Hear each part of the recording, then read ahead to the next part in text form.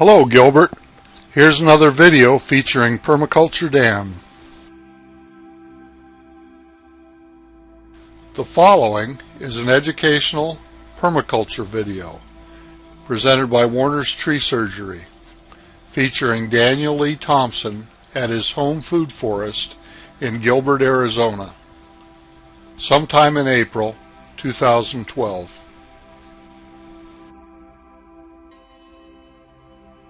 Okay, we're back.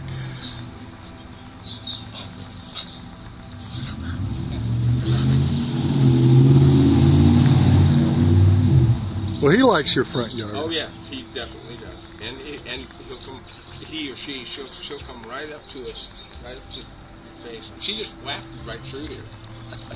She just went right over there.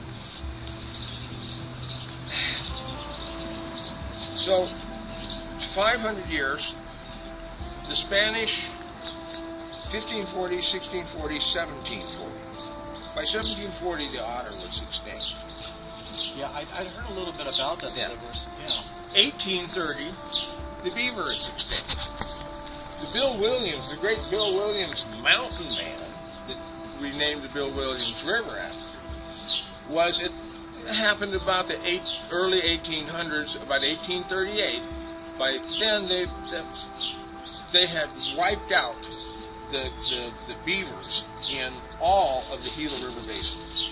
There were beavers in the Gila River. Oh yeah, beavers were everywhere. They were the original hydrologists. In fact, think of this. As the Ice Age retreated, here's water, water, water. Beavers always kicked their babies out of their nests. So they have to find a new place to live. Well, as territory is expanding, the hydrologic system of pond, beavers were the meadow makers. You know that?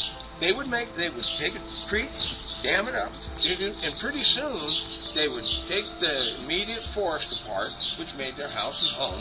But eventually that would all silt in, and the meadows would be then laced only with channels.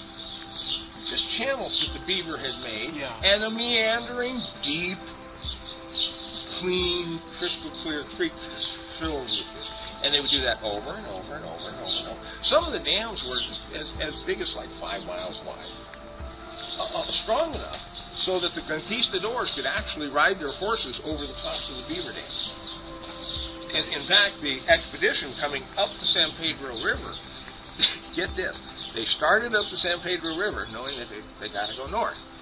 Well, they come to the first tributary. And it's so wide and so deep, they can't cross it with their horses because they wear armor. You're going to drown your horse. Not like an Indian who can swim his horse. So they'd have to take their armor off, all their kit, make a raft, put the armor on this, and then they and the horses swim across and pull the raft with this, reassemble their kit, and march another half a mile to 2 miles to the next tributary, and you do it all over again. They were like, holy shit, if we do this, it's going to take us 100 years to get up here. You know, we've been 2 months and we've only got six crossings.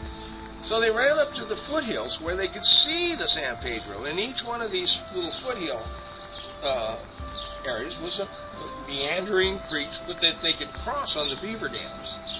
And when they crossed the creeks, the fish were so thick in the streams, the horses' hooves would kick them in the head, and they'd stun and pick them up. And they were the trout, as long as a man's arm with the red throat, which is what trout. Yeah. Now, they were riding up on the beaver dam. There was one thing I read in one of the ancient articles. They were getting into the fall, and the fall migration was coming, and there had been just wave after wave after wave of birds. I mean, you know, the sky's just blackened. Where the flock takes 3 or 4 days. You know, they had billions and billions of birds that were in total free association with all the land, moving from this flower zone to this one, to this one, to this one, and it all went all the way north and all the way south and pulsed constantly. And that's what the Native Americans lived in. What else you may not know, in the first 100 years since contact, we never even saw any of the Native Americans. probably 95 to 99% of them were dead from influenza, smallpox, brought by us over here, and had no resistance whatsoever, and it went rampant. This is why when the conquistadors were coming here, there was nobody in the village except some really tough survivors. These Apaches and this and the rest of these guys that were left over were some tough dudes. So.